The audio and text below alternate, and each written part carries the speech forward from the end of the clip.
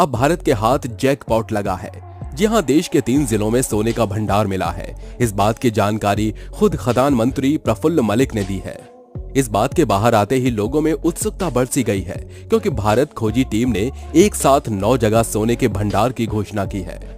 Lithium के बाद भारत में लगातार खनिज निकल रहे हैं। पहले जम्मू कश्मीर और छत्तीसगढ़ में ढेर सारा लिथियम मिला और उसके बाद राजस्थान में कीमती खनिजों की खोज हुई। आज हम जानेंगे कितनी सच्चाई है उड़ीसा में मिली सोने की खदान की, और कैसे भारत इतना सोना उगल रहा है, और क्यों पहले भारत की सोने की चिड़िया कहा जाता था। दोस्तों, ये तो आप जानते हैं कि सोना काफी कीमती होता है और इससे बनने वाले आभूषण काफी महंगे बिकते हैं। लेकिन सोचिए, जिसके हाथ में सबसे पहली बार ये सोना आया होगा तो क्या उसे इसकी कीमत पता होगी। वैसे भारत में भी सोने का इतिहास काफी दिलचस्प है और भारत सोने का भंडार भी रहा है। इसलिए कहा जाता है कि भारत सोने की चिड़िया था। बता दें कि एपिक चैनल की एक डॉक्यूमेंट्री के अनुसार दरअसल 5500 साल पहले पहली बार सोना मिला था। ये सोना मिस्र में मिला था। अगर दुनिया में इंसानों की ओर से खोजे गए मेटल की बात करें तो सोना और कॉपर सबसे पुराना गोल्ड है। जब ये पहली बार मिला था तो लोगों को ये एक आम पत्थर ही लगता था, लेकिन उन्हें धीरे धीरे पता चला कि ये कीमती पत्थर है। उन्हें पता लगा कि इसमें जंग नहीं लगी और इसको आसानी से कोई भी शेप दी जाती है। साथ ही ये काफी चमकदार भी है और ये चमक हमेशा बरकरार रहती है। कहा जाता है कि सोने की चमक बरकरार रहने की वजह यह है कि ये खत्म नहीं होता और खराब नहीं होता। कहा जाता है कि 5000 साल से अभी तक माइंस से जितना भी गोल्ड निकाला गया था वो आज भी सर्कुलेशन में है। इस वजह से इसकी डिमांड काफी ज्यादा बढ़ गई और इसे लग्जरी का प्रतीक भी माना जाता है। फिलहाल जो सोने की खदान को लेकर चर्चा में है वो है उड़ीसा। जी हां, उड़ीसा में दबा खजाना इतिहास के पन्नों में सोने की खान रहा है। विभिन्न अवधियों के दौरान कलिंग, उत्कल, ओद्र और कौशल के रूप में जाना जाने वाला उड़ीसा में विभिन्न राजवंशों के राजशाही साम्राज्य और बौद्ध, जैन और हिंदू संस्कृतियों को आत्मसात करने का एक चेकर इतिहास है। ये एक प्रमुख समुद्री साम्राज्य भी था और बंगाल की खाड़ी के अधिकांश बंदरगाहों के साथ मजबूत व्यापार गठबंधन था। जम्मू कश्मीर में अरबों डॉलर का लिथियम का भंडार मिलने के बाद भारत के हाथ एक और खजाना लगा है। जियोलॉजिकल सर्वे ऑफ इंडिया के सर्वे में उड़ीसा के 3 जिलों में सोने के भंडार पाए गए हैं। राज्य के स्टील और माइंस मिनिस्टर प्रफुल्ल मलिक ने बताया कि देवगढ़, क्योंझर और मयूरभंज में सोने के भंडार पाए गए हैं। मलिक ने विधानसभा में ढेंकानाल विधायक सुनील कुमार सामल के एक लिखित सवाल के जवाब में कहा, directorate of mines and geological survey of India के सर्वे से देवगढ़, क्योंझर और मयूरभंज सहित 3 जिलों में सोने के भंडार की उपस्थिति का पता चला है। ये सोने के भंडार क्योंझर में 4 अलग अलग जगहों और मयूरभंज में 4 जगहों के साथ साथ देवगढ़ में 1 स्थान पर पाई गई।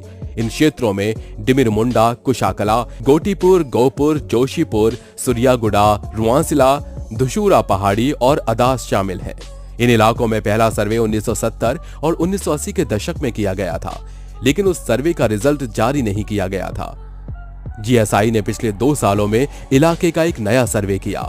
फिलहाल भारत में सोने की 3 खदानें हैं, जिसमें 2 कर्नाटक में हुट्टी और उटी खदानें और 1 झारखंड में हीराबुद्दीन खदानें हैं।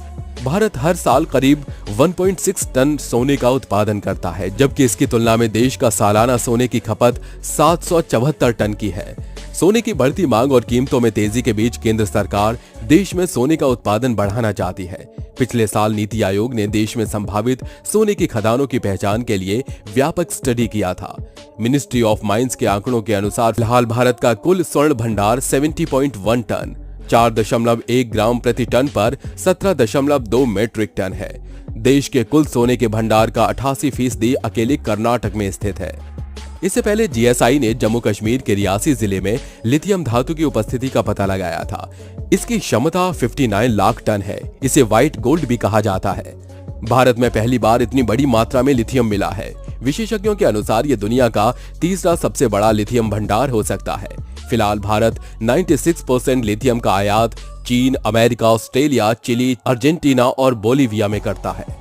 ये खबर ऐसे समय में सामने आई है जब कुछ दिनों पहले ही भारतीय भूवैज्ञानिक सर्वे ने इलेक्ट्रिक वाहन और सोलर पैनल बनाने में इस्तेमाल होने वाले अहम धातु लिथियम के 59 लाख टन भंडार का पता जम्मू कश्मीर के रियासी जिले में लगाया है। फिलहाल ये अभी तक साफ नहीं हुआ है कि इन 3 जिलों में मिला सोने का भंडार कितना बड़ा है, इसमें कितनी मात्रा में गोल्ड मौजूद है। सोने से पहले देश में पहली बार लिथियम का भंडार मिला था। यह भंडार जम्मू कश्मीर के रियासी में मिला था। यह जियोलॉजिकल सर्वे ऑफ इंडिया यानी जीएसआई के मुताबिक यह भंडार 59 लाख टन का है। इतनी बड़ी मात्रा में लिथियम मिलने के बाद भारत को अब इसके लिए बाकी देशों पर निर्भर नहीं रहना पड़ेगा। बता दें कि लिथियम सफेद रंग का एक धातु होता है जो सबसे ज्यादा बैटरी बनाने के लिए इस्तेमाल किया जाता है। वर्ल्ड गोल्ड काउंसिल ने पिछले साल एक रिपोर्ट में कहा था कि भारत खनन बुनियादी ढांचे में सुधार के साथ साथ नियामक सुधारों के माध्यम से दीर्घावधि में अपने सोने के उत्पादन को 20 टन तक बढ़ा सकता है। आपने कुछ समय पहले आई एक फिल्म देखी होगी KGF, जिसमें सारी लड़ाई ही सोने की खान पर कब्जे को लेकर थी। फिल्म में अभिनेता यश यानी कि रॉकी भाई सबसे बड़े सोने की खदान पर कब्जा कर लेता है और उससे इतना सोना निकलता है कि हर कोई हैरान रह जाता है। बता दें कि KGF की तरह ही बिहार के जमुई में देश के सबसे बड़े सोने की खदान से सोना निकलने की बात सामने आई थी। हालांकि यहाँ ये काम कोई रॉकी भाई नहीं बल्कि लोगों के हित में राज्य सरकार कर रही थी। भारत में गोल्ड माइनिंग की बात करें तो अभी तक ये तो पता चल गया है कि 1800 साल पहले तो भारत में सोने की माइनिंग की जाती थी। कर्नाटक की रायचूर माइन से निकले गोल्ड की कार्बन रेटिंग से पता चला है कि ये 200 AD पुराना है। अभी कर्नाटक में सबसे ज्यादा गोल्ड निकलता है। कई रिपोर्ट्स बताती हैं कि भारत में नहीं बल्कि अफ्रीका में सबसे ज्यादा सोने की खदानें हैं, लेकिन फिर भी सोने की चिड़िया का खिताब भारत के पास है। ये इस वजह से कहा जाता है क्योंकि भारत में अधिकतर शासक सोना लूटने के उद्देश्य से आए थे और उन्होंने काफी सोना लूटा भी है। 1739 में पर्सिया के नादिर शाह ने दिल्ली पर हमला किया था और सोना लूटा था। कहा जाता है कि उन्होंने दिल्ली से इतना सोना लूट लिया कि इसके बाद 3 साल तक पर्सिया में किसी ने टैक्स नहीं दिया। मुगल काल में शाहजहां ने एक सोने का तख्त बनाया था जिसे तख्त-ए-तौस कहा जाता है। बताया जाता है कि तख्त में 1 लाख तोला सोना लगा था। इतना ही नहीं, भारत में इतना सोना था कि पहले शाहजहां ताजमहल को सोने का ही बनवाना चाहता था। मगर आप सोच रहे होंगे कि जब सोने की खदानें इतनी कम थीं, तो फिर भारत के पास इतना सोना कहां से आया? इसका कारण यह है कि भारत ने यह सोना मसाले और सिल्क जैसे सामान बेचकर कमाया था, यानी ये सोना व्यापार के जरिए लाया गया था।